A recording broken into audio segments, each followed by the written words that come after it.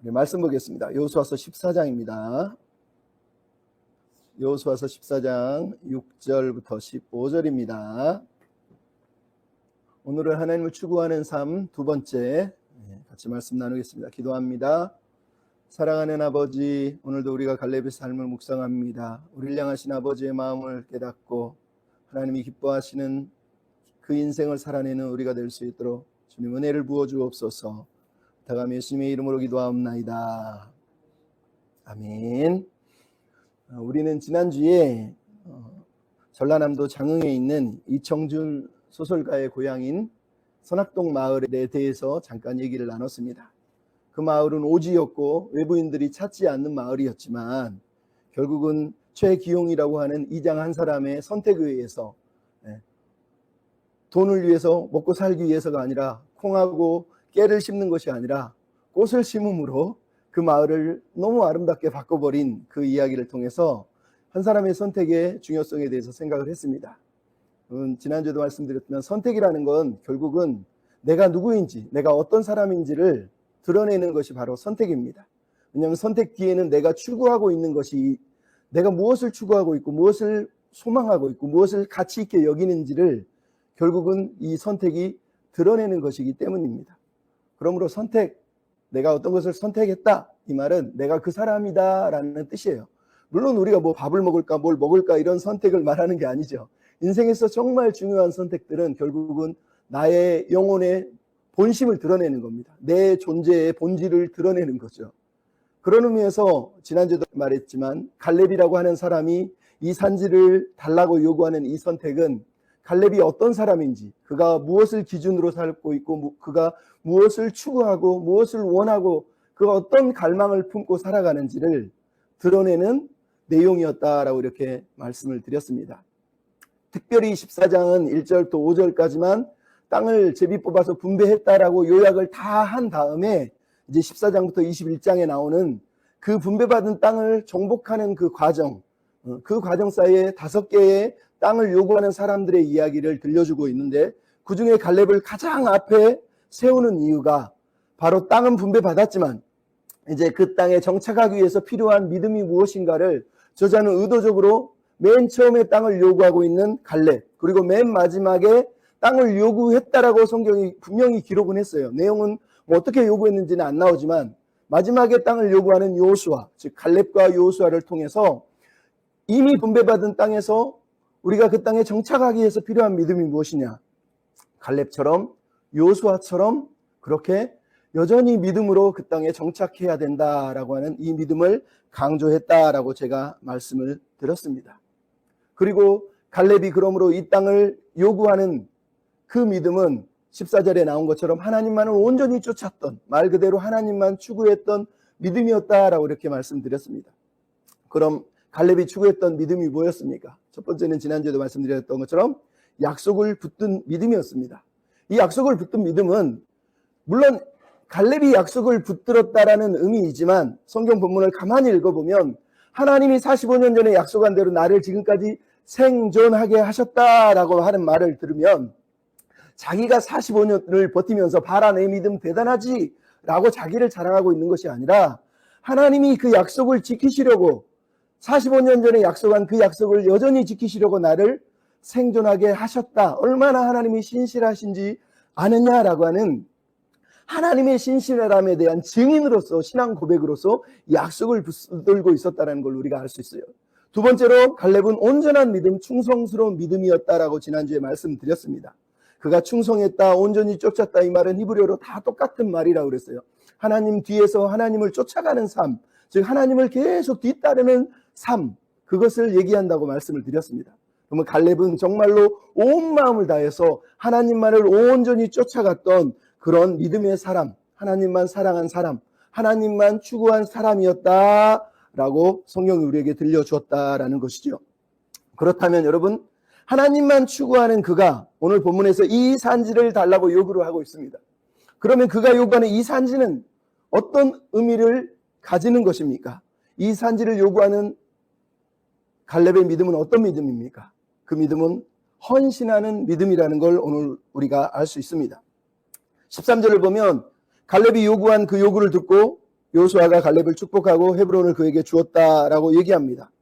여러분, 갈렙 옆에서 45년 동안, 아니 그 전부터 애굽에서부터 갈렙을 지켜봤던 요수아, 그리고 함께 생존했고 함께 전쟁을 치렀던 동료이기도 한 요수아가 갈렙의 말을 다 듣고 나서 아무런 토도 달지 않고 군말 없이 그 산지를 갈렙에게 주고 갈렙을 축복했다라고 성경이 얘기하고 있습니다. 어떤 마음일까요? 그래, 너 그동안 수고했으니 너 복받아라, 너 잘 되라, 이러면서 지금 요수아가 갈렙을 축복해주고 있는 것일까요? 가만히 생각해 보면 아마 요수아는 이 산지를 달라고 요구하는 갈렙이 너무 고마웠을 것이에요. 너무 감사했을 것이에요. 하나님도 마찬가지죠. 왜? 여러분, 이제 분배받은 땅, 이 땅의 사람들은 정착을 해야 됩니다. 근데 그 땅에 정착하기 위해서 누군가는 도전을 주고 용기를 줘야 되는데, 오늘 본문에 나오는 갈렙의 헌신은 그 사람들에게 아주 많은 도전을 주었을 것이라는 걸 우리가 알 수 있어요. 왜냐하면 오늘 본문이 갈렙이 요구한 그 산지가 헤브론이라고 정확하게 써 있지 않습니까? 헤브론이 어떤 곳일까요? 가장 좋은 부동산일까요? 명당 자리, 막 남들이 부러워하는 너무 좋은 자리였습니까? 헤브론은 지금도 해발 3040피트라 그래서 약 927m 정도 되는 남쪽 유다 산지에서는 가장 높은 산이 헤브론입니다. 가장 높은 산이라는 말은 물도 좋고 농사하기도 어려운 험지라는 뜻이에요. 그래서 대부분의 사람들은 이 산지를 무척 어려워했을 거예요. 근데 더 큰 문제가 뭡니까? 오늘 보면 15절에 나와 있죠. 헤브론에는 기럇 아르바라, 그래서 아르바는 아낙 사람 가운데 가장 키 큰 사람이라는 뜻이에요. 그러니까 아낙 자손 중에 제일 키 큰 사람들과 그 아낙 자손 거인들이 모여 사는 곳이 바로 이곳 헤브론이었다는 거죠. 그니 성도 엄청나게 컸을 거고 말 그대로 무력으로는 정복하기가 너무 힘든 곳이었다는 것을 알 수 있단 말이에요. 갈렙도 요수아도 이곳이 어떤 곳인지를 너무너무 잘 알고 있는 겁니다. 이미 그들은 45년 전에 정탐을 하면서 그 땅을 이미 한번 둘러봤고 45년 전에 이스라엘 백성들이 실패한 주된 이유가 뭡니까? 주된 지역이, 주된 사람들이 바로 이 아낙 자손이라는 걸 알 수 있어요. 민수기 13장 32절 33절 내용이 뭡니까?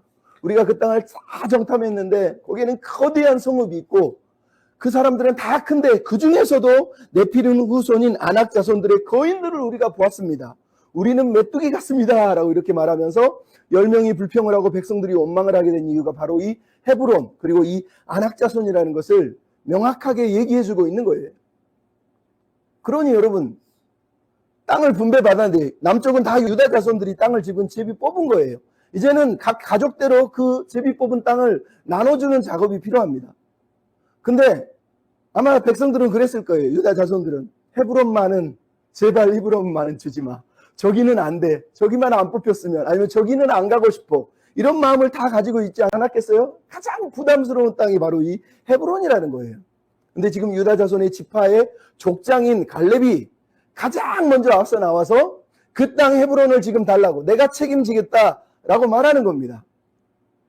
그는 지금 자기 권리를 주장하고 자기 몫을 추구하고 있는 것이 아니라 하나님의 나라와 공동체를 위해서 헌신하겠다라고 지금 말하고 있는 거예요. 그러니까 놀라운 겁니다. 그럼 갈렙이 어떻게 이런 담대한 믿음을 소유하게 된 겁니까? 오늘 본문에 보면 10절, 11절, 특별히 11절에 보면 내가 강건합니다 라고 지금 표현을 합니다. 내가 85세인데 나는 지금 강건합니다 라고 써 있는 거예요. 여러분, 육체적인 자신감일까요? 갈렙이 광야에서 그리고 45년 동안 매일마다 닭고기, 닭가슴살 먹으면서 막 근육 운동하면서 코어 운동하면서 이렇게 자기 몸을 막 길러가지고 나 봐라, 지금도 난 멀쩡하다 이러면서 지금 자기 몸 만든 걸 자랑하고 있었겠습니까? 아니죠. 갈렙은 자기가 울트라 몸짱이라고 지금 말하고 있는 것이 아니라 자기가 지금까지 강건한 그 강건함의 배경에 대해서 들려주기 위해서 이 얘기를 하고 있는 겁니다.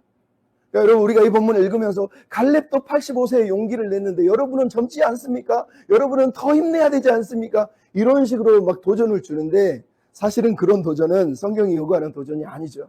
그런 의미보다 갈렙은 지금 자기가 왜 강건한지를, 그 강건함의 의미를 들려주기 위해서 이 말을 하고 있는 겁니다. 여러분 여기 나오는 나는 강하다라는 이 단어가 하자크예요. 이 단어가 어디서 등장합니까? 우리는 이미 여호수아서 1장 6절, 7절, 8절, 9절에서 여호수아를 시작할 때 이미 이 말을 들었어요. 하나님이 뭐라 그럽니까? 너는 강하고 담대해라. 강하고 담대해라 할 때 늘 강해라 하는 단어가 하자크라는 걸 알 수 있어요. 강하고 담대하라. 즉 여호수아에서 하나님을 믿는 사람들, 하나님을 의뢰하는 사람들에게 가장 필요한 믿음이 뭐냐? 강한 믿음, 약속을 붙드는 믿음, 하나님만을 신뢰하는 믿음을 말할 때 이 강한 믿음을 말해요. 9절의 내용이 뭐예요? 앞에서 강하고 담대하라고 그러고 그 다음에 너는 말씀을 주야로 묵상하고 지키라고 그랬고, 그리고 마지막에 정점이 뭡니까? 내 하나님 여호와가 너와 함께하느니라예요. 오늘 본문 갈렙도 똑같은 말을 하잖아요. 10절, 11절에는 나는 강건합니다 라고 얘기하고 나는 출입에 능할 수 있습니다 라고 말한 다음에 12절은 바로 뭐라고 그래요? 하나님이 나와 함께 하시면 이라고 지금 얘기하는 겁니다. 즉 갈렙은 자기 힘 자랑을 하고 있는 것도 아니고 내 믿음 대단하다고 지금 말하고 있는 것이 아니라 여호수아서 신학의 핵심을 지금 얘기하는 겁니다. 하나님만 온전히 붙들고 하나님만을 온전히 신뢰하고 있는 그 믿음의 강함, 변함없이 그 강력한 믿음으로 하나님을 신뢰하고 있다라고 지금 말하는 거예요. 그래서 10절에 이제 보소서 내가 강건합니다라고 말하는 이것은 자기의 변함없는 믿음에 대해서 지금 사실은 고백을 하고 있는 겁니다. 45년 동안 하나님을 붙들고 신뢰했고 지금도 여전히 살아계신 하나님을 계속해서 붙들고 신뢰하고 있습니다라고 이렇게 갈렙이 지금 말을 하고 있는 겁니다. 그래서 갈렙의 믿음이 놀라운 겁니다. 왜냐하면 이 갈렙의 믿음 속에는 교만함이 없다는 거예요. 막 자기를 자랑하고 드러내면서 야 내가 45년 동안 이런 대단한 믿음을 받아서 하나님이 이런 나를 축복해서 내가 헤브론을 취하는 거야. 이런 얘기를 하고 있지 않아요. 왜냐하면 12절을 보면 12절을 뭐라고 되어 있냐면 여호와께서 나와 함께 하시면 내가 그들을 쫓아낸다 되어 있지만 히브리어에는 한글에는 없는 게 써 있어요. 여호와께서 바로 앞에 울라이라고 하는 히브리어 단어가 나옵니다. 이게 뭐냐면 혹시 아마 이런 뜻이에요. 혹 하나님이 나와 함께 해주시면 내가 그들을 쫓아낼 것입니다예요. 이게 무슨 말입니까? 갈렙은 하나님 나와 함께 할까? 나는 분명히 이겨. 지금 이런 의미를 강조하고 있는 것이 아니라 비록 하나님의 주 능력을 신뢰하고 하나님의 도우심을 신뢰하지만 그럼에도 자기 자랑, 자기 믿음으로 이 고백을 하고 있는 것이 아니라 결과까지 하나님께 맡기겠다고 하는 그런 겸손한 믿음을 우리에게 보여주는 겁니다. 우리가 빌립보서에서 바울이 뭐라 그럽니까? 내가 사는 것 죽는 것 중에 두 사이에 끼어가지고 어찌할 바를 모르니 나는 죽는 게 나으나 뭐 이러면서 사도 바울이 말합니다. 우리가 그런 사도를 보면서 저 사람은 우유부단해 믿음이 없어 이럽니까? 아니요. 사도 바울이 철저히 하나님 앞에 자기 삶을 맡긴 거예요. 나를 죽이시든지 살리시든지. 오늘 본문의 갈렙도 마찬가지입니다. 하나님이 나와 함께 해주셔서 그 땅을 차지하면 좋고 차지하지 못하더라도 나는 하나님을 신뢰하면서 저 땅을 취하러 갈 거야 라고 하는 하나님에 대한 겸손한 믿음을 오늘 본문에서 우리에게 들려주고 있는 거예요. 그래서 갈렙이 놀라운 거죠. 또 하나는 아까도 얘기했지만 이 갈렙이 붙드는 믿음은 철저하게 하나님의 말씀에 대한 확신이라는 걸 알 수 있어요. 다시 얘기하지만 하나님이 함께 하시면 내가 그들을 쫓아내겠다. 하나님이 말씀하신 대로 그들을 쫓아내겠다는 거죠. 여러분 이 말씀들이 다 어디에 나옵니까? 신명기에 보면 우리가 봤지만 신명기 3장에서는 모세가 여호수아에게 말하기를 우리가 요단 동편 사람들을 물리친 것처럼 하나님이 너와 함께 하시면 너희가 요단 서편에 있는 사람들을 다 몰아낼 수 있어 라고 설교했던 내용을 우리가 기억해요. 뿐만 아니라 신명기 9장에 보면 거기 가면 아낙 자손이 있을지라도 하나님이 앞서가시고 그들을 쫓아내실 거야 라고 모세가 하나님에 대해서 말씀하시고 약속한 내용이 있다는 거예요. 즉 갈렙은 이미 이 약속을 철저하게 믿고 있고 붙들고 있고 하나님이 함께 하시면 하나님이 말씀하신 대로 그들을 쫓아내실 것이고 그러므로 자기도 그들을 쫓아낼 수 있다라고 이렇게 믿고 있는 거라는 거죠. 이게 갈렙이 가지고 있는 믿음이에요. 근데 여러분 우리가 궁금하지 않습니까? 오늘 본문에 보면 갈렙은 정확하게 헤브론을 쿡 집어서 헤브론을 달라고 얘기했어요. 근데 성경을 보면 하나님이 헤브론을 주겠다고 말한 적이 한 번도 없습니다. 아무리 찾아봐도 민수기 14장 24절은 뭐라고 그래요? 그가 갔던 땅으로 내가 그를 인도하여 드리리라 그럽니다. 신명기 1장 36절은 그가 밟은 땅을 내가 그와 그 자손에게 주리라고 돼 있어요. 두 구절 다 뭐라고 돼 있냐면 그가 갔던 곳, 그가 밟은 곳이라고 돼 있는 거예요. 왜 갈렙은 그런데 굳이 헤브론을 달라고 얘기하는 거예요? 헤브론이란 말은 써있지도 않잖아요. 그래서 어떤 교수님이 이렇게 얘기합니다. 김진수 교수님 같은 우리나라의 구약학자 교수님은 12절을 보면 그때 당신도 그날에 대해서 들으셨거니와 라고 요수아에게 말하는 이 말을 갈렙이 광야에서 보고를 한 이후에 하나님께서 갈렙에게 헤브론을 주겠다고 요수아와 갈렙에게는 말씀을 하셨다는 거예요. 그래서 갈렙이 요수아에게 당신도 그날 들으셨지 않느냐. 하나님이 그날 요수아와 갈렙이 듣는 자리에서 직접 하신 말씀이었다라고 이렇게 얘기하는 거예요. 물론 우리는 성경에 안 써져 있기 때문에 이 말에 대해서 뭐라고 토를 달 수는 없어요. 근데 여러분 우리에게 두 번째 가정할 수 있는 게 오늘 본문은 명확하게 나와 있죠. 갈렙이 이 헤브론을 달라고 하는 것은 아까도 말했지만 하나님과 공동체를 위한 헌신의 믿음으로 이 땅을 요구하고 있다는 거예요. 왜냐하면 민수기 13장을 보면 갈렙은 정탐꾼으로 이미 가나안 땅을 여기저기를 다 둘러봤다는 걸 알 수 있어요. 따라서 그가 선택할 수 있는 기름진 땅, 농사 잘 되고 물 많고 풍요로운 땅, 너무 좋은 후보지들이 너무 많아요. 그러면 갈렙은 45년 동안 우리식으로 생각하면 고생 많이 했잖아요. 이제 좋은 땅, 산세 좋고 물 흐르고 아주 좋은 부동산 차지하고 거기서 편안하게 노후 인생 보내면 되는 거 아닙니까?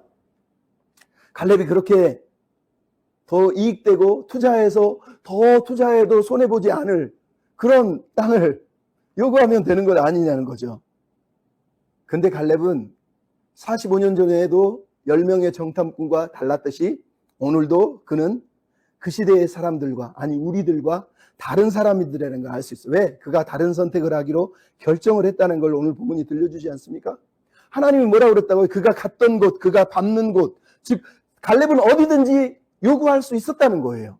어디든지 그는 취할 수 있었다는 거예요. 근데 오늘 본문이 강조하는 건 뭐예요? 그가 오히려 척박한 땅, 오지, 아무도 선택하지 않는 힘겨운 땅, 가장 어렵고 두려운 땅, 모두가 꺼리고 거부하는 땅을 요구하기로 결정하고 그것을 선택했다라고 오늘 본문이 얘기하는 거예요. 이게 바로 갈렙이 이 땅을 요구한 이유예요. 그는 하나님과 공동체를 위해서 하나님을 향한 신뢰로 그 땅을 그냥 결정한 겁니다. 가장 어려운 곳. 왜? 모두가 꺼려워하고 힘들어하고 공동체가 잘못하면 힘겨워할 수밖에 없는 그 소란스러운 땅을 본인이 앞서 나가서 밟기로 했다는 거예요. 그래서 오늘 본문이 뭐라고 그러냐면 14장 9절에 내 발로 밟는 땅을 주겠다라고 그날에 하나님이 말씀하셨으니 나는 내가 밟은 땅 중에서 이 헤브론을 택한 것입니다 라고 사실은 말하고 있는 거예요. 그는 다시 믿음을 선택하고 있고 다시 순종의 싸움을 선택하고 있다는 걸 오늘 본문이 들려주는 겁니다. 여러분 그럼 갈렙이 그저 헤브론을 달라고 그러고 그냥 쉽게 이 땅을 얻을 수 있다고 믿어서 헤브론 주세요. 뭐 믿음이 있으니까 하나님이 뭐 알아서 주시겠죠. 이런 의미로 지금 이것을 요구했다는 뜻입니까? 우리식으로 믿습니다. 아멘 하면 아멘. 그래 믿으라고 뚝 던져준다는 뜻이냐고요.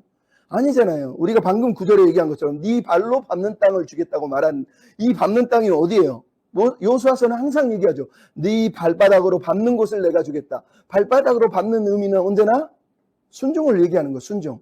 내가 철저히 어디를 가든지 순종할 때에만 그 땅이 정복될 수 있는 겁니다. 즉 이 땅은 순종으로만 정복할 수 있는 땅이고 헤브론 또한 순종으로만 정착하고 정복할 수 있는 땅이라는 거예요. 즉 이스라엘 백성들에게 말한 여러분이 분배받은 땅에서 정착하기 위해서 필요한 믿음은 동일하게 발로 밟는 것밖에 없다는 거예요. 즉 순종함으로만 그 땅을 취할 수 있는 겁니다. 그래서 갈렙이 가장 앞서서 순종의 모델로 순종의 모범으로서 그 어려운 헤브론을 먼저 밟겠다고 선택을 하고 있다는 걸 우리에게 들려주는 거예요. 그래서 공동체에게 동일하게 이런 믿음으로 같이 나아갔으면 하는 마음으로 갈렙이 지금 헌신을 하고 있는 겁니다. 더 놀라운 게 뭐예요? 갈렙이 헤브론을 취했어요? 거기서 행복하게 배 두드리면서 잘 살았다고 성경이 써 있을까요? 어렵게 취한 헤브론을 어떻게 합니까? 여호수아서 20장, 21장을 보면 20장은 하나님이 야 도피성 내가 주라고 그랬지. 그래서 도피성을 뽑았는데 도피성이 어디가 뽑히냐면 헤브론이 뽑혀요. 그래서 갈렙이 헤브론을 도피성으로 내어줍니다. 21장에 레인들이 찾아와서 우리에게 목초지와 땅을 주십시오. 하나님이 약속한 그 땅을 주십시오. 요구합니다. 그래서 또 뽑았는데 뽑은 자리가 또 어디냐? 헤브론이에요. 그래서 헤브론을 도피성뿐만 아니라 레인들을 위한 성읍으로 목초지로 레인들이 살 수 있도록 다 줘버려요. 그래서 여호수아 21장 11절 12절은 뭐라고 되어 있냐면 갈렙에게는 그 성읍에 있는 밭과 촌락들만 갈렙에게 주었다고 얘기하고 있습니다. 그가 힘겹게 취한 그 땅을 그 모든 좋은 것들을 도피성으로 레인들에게 다 주고 자기는 그 주변에 있는 성읍과 촌락들만 취해서 거기서 갈렙이 살았다라고 성경이 우리한테 들려주고 있는 거예요. 45년을 기다리고 자기 말대로 얼마나 힘들게 취한 땅입니까? 내 거야! 내가 고생했는데 내가 얼마나 이 교회 헌금 많이 했는지 알아요. 내 거야, 내 거야. 우리 시대 목사님들처럼 우리가 그럴 수 있잖아요. 근데 갈렙은 그러지 않았다는 거예요. 오히려 그 땅을 하나님의 나라를 위해, 하나님의 공동체를 위해 도피성으로 주고 레인들을 위한 성읍으로 내어주고 자기는 뒤로 물러났다고 성경이 우리한테 들려주는 거예요.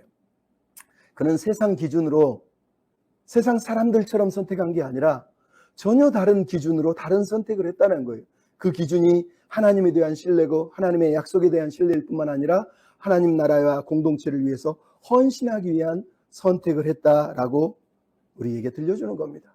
여러분, 이것이 갈렙이 우리에게 주는 도전이에요. 여러분, 경남에 가면 거창고등학교라고 있어요. 아세요? 1953년에 세워진 것이. 근데 이곳이 세워진 데는 배경이 있습니다. 미국에서 신학 공부를 하던 전영창이라고 하는 선생님이 계세요. 근데 우리나라에 6.25 전쟁이 발발했다는 소문을 듣고 한국에 와서 전쟁에 참여하겠다고 그러는 거예요. 그랬더니 그 당시 외교부에 있는 장면 박사가 애국은 꼭 총 들고만 하는 게 아니야. 공부를 하고 돌아와. 그럽니다. 근데 이 사람은 그걸 거부하고 웨스트민스터에 공부하다 말고 나는 다시 한국으로 돌아가서 우리나라를 위해서 전쟁에 참여할 거예요. 그러면서 학교에 가서 나 졸업시켜 주십시오. 안 그러면 나 그냥 갑니다. 그래요. 아직 학기도 안 끝났는데. 그래서 웨스트민스터 신학교에서 1951년에 이 사람을 위해서 단 한 사람을 위한 졸업식을 합니다. 그리고 이 사람을 그 당시 로버트 슐러라고 하는 분이 동기였는데 이 사람을 위해서 헌금을 모금을 하고 한국으로 갈 수 있도록 도와줘요. 그래서 한국에 들어와서 전쟁에 참여를 합니다. 근데 전쟁에 총 들고 참여를 했는데 전쟁이 얼마 안 있다 끝나버려요. 너무 늦게 온 거죠, 사실은. 그래서 이 사람이 한국에 남았어요. 다시 미국으로 가는 것, 여기에 남는 것, 둘 중에 어떤 걸 선택할까 고민하다가 나는 이 땅에 남아서 이 나라를 위해서 뭔가를 기여하고 싶어 하고 결단을 합니다. 그리고 여기저기를 찾아보는데 우연히 경남 거창에 폐교가 있다는 거예요.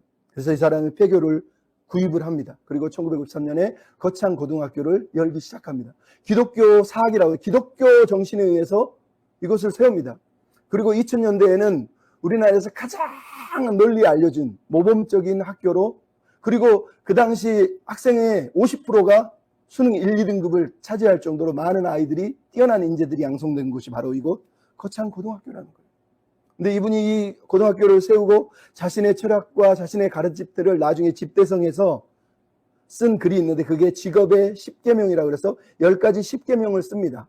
물론 애들에게, 사람들에게 가르친 건 아니지만 그것을 걸어 놓습니다. 근데 이 학교 출신의 후임 교장들, 교사들, 졸업생들이 자기가 이 학교를 다니면서 가장 많이 도전받은 내용이 뭐냐?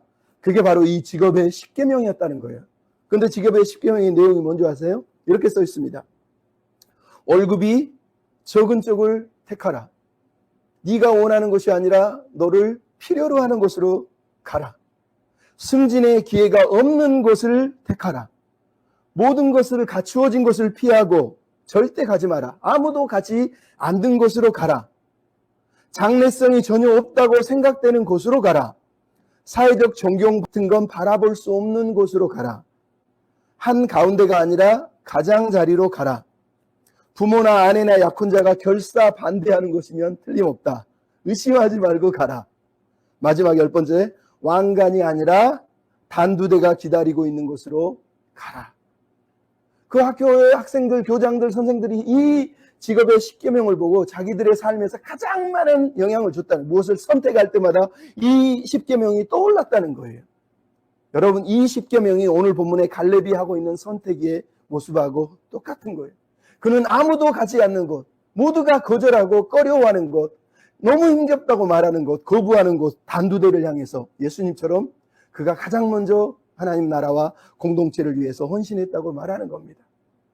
여러분, 우리는 물질 없이 살 수 없는 세상을 살지만 그럼에도 우리의 선택이 정말로 하나님을 위해서, 공동체를 위해서 무엇이 필요한지를 갈렙처럼 생각해보고 묵상해보는 그런 시간들이 이 시대에 필요하지 않나, 이런 생각을 합니다. 마지막으로 여러분, 갈렙이 추구하는 믿음은 그 핵심에 하나님의 꿈과 비전을 추구하는 믿음이 있다는 것을 우리가 알 수 있어요. 여러분, 갈렙이 이 산지를 달라고 요구했습니다. 근데 그 산지를 다 내어줬다는 것도 우리가 들었습니다. 그럼에도 갈렙이 이 산지를 계속해서 추구했던 이유가 무엇일까요? 그러면 그 답은 헤브론이라고 하는 곳 때문에 있어요. 우리가 이미 알잖아요. 헤브론이 어디입니까? 하나님이 아브라함에게 땅을 주시겠다고 약속했던 그곳. 그래서 아브라함이 죽을 때까지 살았던 그곳. 사라가 묻혔고 이삭이 묻혔고 리브가가 묻혔고 야곱이 묻혔고 레아가 묻혔고 믿음의 조상들이 다 묻혔던 곳이 바로 이곳 헤브론이에요. 헤브론은 히브리어로는 연합, 동맹, 교제 이런 의미입니다. 즉 하나님과의 교제, 하나님과 함께함이라고 하는 의미가 있는 곳이 바로 이곳이에요. 여러분 창세기 13장 보면 재밌는 사건이 뭐예요? 아브라함과 롯이 종들이 다툼으로 인해서 헤어지는데 롯은 저쪽 소할 땅 막 물이 넘치고 막 양치기 너무 좋은 땅, 좋은 부동산을 보고 그쪽으로 갑니다. 아브라함만 그 땅에 덩그러니 남아있으니까 하나님이 찾아오셔서 야 눈을 들어 네가 원하는 것을 다 줄 테니까 동서남북 사방으로 걸어가라.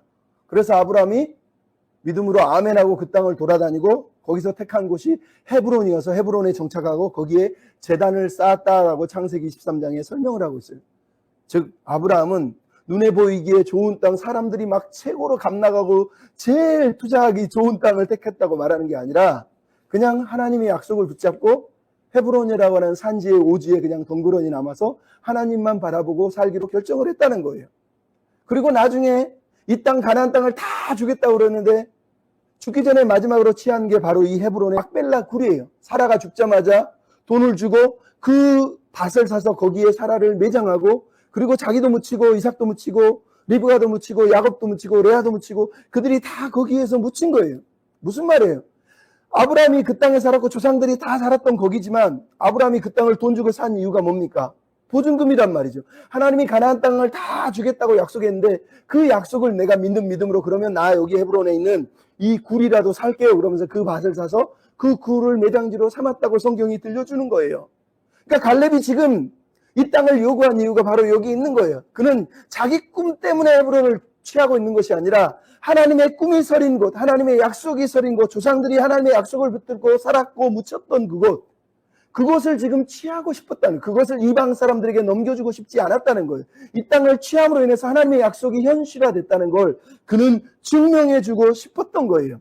하나님이 신실하시다고 45년 전 약속만 아니라 700여 년 전에 2166년 700년 전에 아브라함에게 했던 약속을 지금 이루시지 않냐고. 내가 그것을 증명하기 위해서 하나님이 신실하시다는 걸 나는 보여주고 싶어. 그래서 그가 하나님이 약속하신 땅 헤브론을 달라고 요구한 거예요. 그 땅이 정점 아니에요? 아브라함이 돈을 주고라서 하나님의 약속을 믿겠다고 신뢰한 땅이잖아요. 이곳은 단순하게 물질적인 부동산 투자의 가치가 있는 것이 아니라 영원한 하나님의 비전과 꿈이 서린 땅이 바로 이것이라는 거예요. 그래서 그는 개인의 욕망이 아니라 하나님을 향한 신실함으로 하나님의 꿈, 비전에 대한 그 신실한 믿음을 고백하면서 이 땅을 나아가는 거예요. 그래서 나머지 지파 사람들에게 말하는 겁니다. 이 땅은 하나님의 땅이다. 우리가 제비 뽑아서 분배받아서 우리가 이제 정착할 모든 땅 또한 하나님의 약속의 땅이라는 걸 기억하고 우리가 약속의 백성답게 믿음의 백성으로 이 땅에서 살아야 된다라는 걸 강조하기 위해서 갈렙이 이 헤브론을 취한 것이라는 것을 여러분이 기억을 해야 돼요. 여러분 갈렙의 이름의 뜻이 뭔지 아세요? 원래 칼레브는 온영이 케레브에서 나왔어요. 케레브는 개라는 뜻이고 종이라는 뜻이고 노예라는 뜻이에요. 고대 근동에서 그래서 케레브라고 할 때는 언제나 신에게 충성된 자, 즉 우리식으로 말하면 하나님께 충성된 자를 말할 때 케레브라고 씁니다. 근데 갈렙의 이름은 케레브에서 변형이 돼서 칼레브라고 해서 칼렙이라고 써 있는 거예요. 칼렙의 뜻이 뭐냐? 오스왈드 샌더스는 힘센 사자 새끼다 이렇게 번역을 합니다. 즉 충성스럽고 순종하며 주인의 뜻을 분별하기에 민첩한 사람이다라는 뜻으로 칼렙이라고 하는 단어를 쓰고 있다는 거예요. 근데 이 사람이 유다 지파예요. 창세기 49장 9절 10절에 뭐라 그러죠? 유다는 사자 새끼로다. 너는 움켜진 것을 찢고 올라갔도다. 그가 엎드리고 웅크리고 숫사자같이 있으니 누가 그것을 범할 수 있겠느냐? 규가 유다를 떠나지 않고 통치자의 지팡이가 그 발 사이를 떠나지 아니하기를 실로가 오시기까지 이르리니 라고 말하면서 유다를 칭할 때 사자 새끼라고 성경이 얘기를 하고 있는 거예요. 그러니까 여러분 갈렙의 이름이 지금 개인지 사자인지 사실은 중요하지 않아요. 결국은 무슨 얘기를 하는 거예요? 갈렙은 주인만 바라보고 주인에게만 충성하는 정말로 충성스러운 개, 아니면은 주인의 것을, 그 거룩한 것을 꽉 움켜쥐고 실로가 오시기까지, 그 주인이 오시기까지 이방인에게 내어주지 않기 위해서 그 거룩한 것을 움켜쥐고 있는 사자새끼든지 하여간 그런 모습으로 우리 앞에 서 있다는 것을 성경이 우리에게 들려주고 있는 겁니다. 갈렙은 그렇게 충성했다는 거예요. 그렇게 하나님만 보고 하나님의 약속만 바라보고 기다렸고 하나님의 꿈과 비전을 이루기 위해서 자신을 내어줬고 그렇게 공동체를 위해 헌신했고 하나님의 비전에 헌신한 사람이 갈렙이었다라고 우리에게 말씀을 하는 거예요. 여러분, 우리가 이런 갈렙의 마음, 갈렙의 꿈, 갈렙의 비전들을 우리도 붙들고 살았으면 좋겠습니다. 제가 지난주에 선악동 나그네라는 이야기를 들려줬는데 그 얘기만 하고 마치려고 하는데, 여러분, 선악동 나그네의 내용이 뭐냐면 공지산 자락 아래로 쭉 언덕으로 내려가면 작은 마을이 있고 그 마을 앞에 바다가 있습니다. 바다에서 밀물이 밀려오면 산 위에서 신기한 소리가 들려옵니다. 우리나라식으로 말하는 그 소리, 한국인의 한이 서린 소리가 들려오는 거예요. 그리고 밀물이 밀려오고 해가 질 때가 되면 산 위에서 마치 학이 날아오는 것처럼 학이 비상하는 모습이 그림자처럼 쫙 펼쳐지는다는 거예요. 그래서 사람들이 그곳에 살면서 이 마을엔 전설이 있어. 저 산 위에는 명당이 있고 거기에서 아름다운 노랫소리가 들려오고 학이 비상하면서 이곳을 보호하고 있어. 이런 의미의 전설이 들려온 겁니다. 근데 그 마을에 간척 사업이 시작되고 밀물이 밀려오는 그 땅을 흙으로 막으면서 더 이상 밀물이 보이지 않고 바다는 저 멀리 있습니다. 그로 인해서 저 뒤에서 들려오던 소리는 전혀 들려오지 않습니다. 아무 소리도 들리지 않습니다. 그러니 비상학이라고 하는 학도 날아들어오지 않습니다. 그리고 사람들은 그 전설을 서서히 잃어버리고 먹고 살기 위해서, 돈을 벌기 위해서 그렇게 막 서로 아웅다웅하면서 살아가는 거예요. 근데 어느 날 아버지가 돌아가셨다고 그 마을에 옛날에 살던 사람이었는데 소리꾼이 죽은 거예요. 그래서 눈먼 딸이 눈먼 맹인인데 그곳에 이제 장례를 치르기 위해서 그 딸이 돌아온 거예요. 근데 이 딸이 돌아왔는데 아버지에게 배운 게 딱 하나밖에 없었다는 거예요. 그게 소리였다는 거예요. 그래서 그곳에 와서 아침이고 저녁이고 그냥 일어나면 밥 먹고 나면 소리를 하는 거예요. 노래를 부르는 거예요. 놀라운 게 뭐냐면 아버지도 그때 그랬고 이 딸도 그랬고 노래하는 게 행복한 거예요. 돈 벌기 위해서 노래하는 게 아니라 그냥 노래하는 게 너무 행복해서 거기서 소리를 막 하는 거죠. 그 아버지에게 배운 이 여인이, 눈먼 맹인이 여기서 소리를 하는데 사람들이 처음에는 쟤 왜 저래? 여기 와서 왜 저래? 그러다가 어느 순간부터 그 소리가 마치 옛날 산 위에서부터 들려오던 그 아름다운 노랫소리, 그리고 비상하게 날아왔던 그 전설의 이야기들이 사람들 마음속에서 서서히 일어나기 내용을 담고 있는 게 선악동 나그네라고 하는 소설의 이야기예요. 여러분, 제가 이 이야기를 왜 합니까? 오늘 본문에 갈렙이 하고 있는 게 바로 그 내용이에요. 모든 사람들은 좋은 땅을 취하고 싶고 먹고 살기 좋은 땅을 취하기 위해서 고민하고 있을 때 갈렙은 아주 옛날에 오래전에 저 언덕 저 꼭대기 헤브론에서 들려오던 아름다운 노랫소리, 조상들이 물려던 그 유산들, 영적인 유산들이 거기 있었다고 지금 계속해서 우리에게 노래하고 있는 거예요.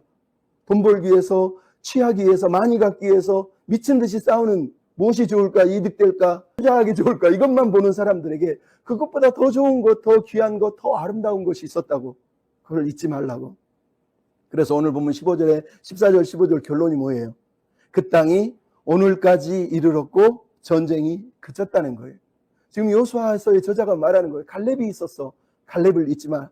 갈렙이 오늘까지 우리에게 이 전설의 노래를 들려주고 있는 거야. 그는 하나님만 추구했고 하나님만 따라 살았고 그로 인해서 그 땅에 안식을 가져다 준 거야 라고 얘기하는 겁니다.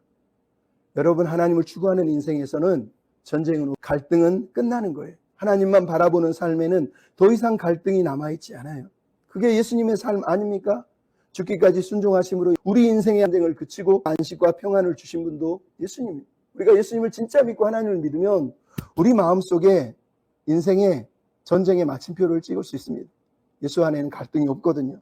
우리가 예수님을 온전히 신뢰하고 하나님을 온전히 의뢰하고 산다면 하나님 오늘도 우리에게 안식을 주시고 우리 인생의 전쟁을 오늘도 매일마다 끝낼 수 있는 은혜를 부어 주시는 거예요. 갈렙이 하나님을 따라서 하나님만 쫓아 살았던 이야기를 기억한다면 오늘 우리는 예수님이 우리에게 follow me, follow me, 나를 따라오라, 나를 따라오라 하시는 그 말씀을 다시 한번 기억해야 돼. 그리고 우리가 갈렙처럼 온 마음을 다해서 하나님만 바라고 하나님의 약속을 붙들고 하나님의 나라를 위해서, 하나님의 꿈을 위해서 그렇게 헌신하며 나아가는 저와 여러분이 다 되셨으면 좋겠습니다. 아멘. 우리 갈렙의 믿음을 생각하면서 우리도 그렇게 주님을 따라 살게 해 주옵소서. 고백을 드렸으면 좋겠습니다. 내 아버지 나를 주목하소서. 나의 기도를 들어주소서. 내 아버지 나를 사용하여 주사 주여 이 땅 고쳐주소. 내 아버지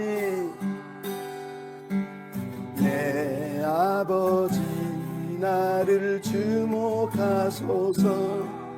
나의 기도를 들어주소서.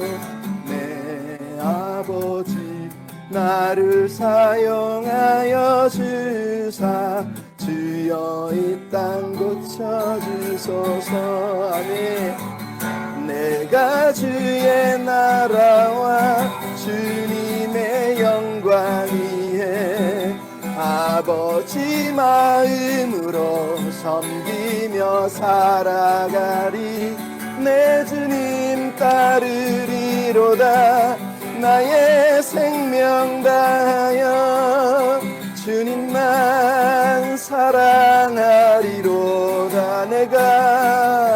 내가 주의 나라와 주님의 영광 위에 아버지 마음으로 섬기며 살아가리. 내 주님 따르리로다. 나의 생명 다하여 주님만 사랑하리로다. 내가 주의 나라와 주님의 영광 위에 아버지 마음으로 섬기며 살아가리. 내 주님 따르리로다. 나의 생명 다하여 주님만 사랑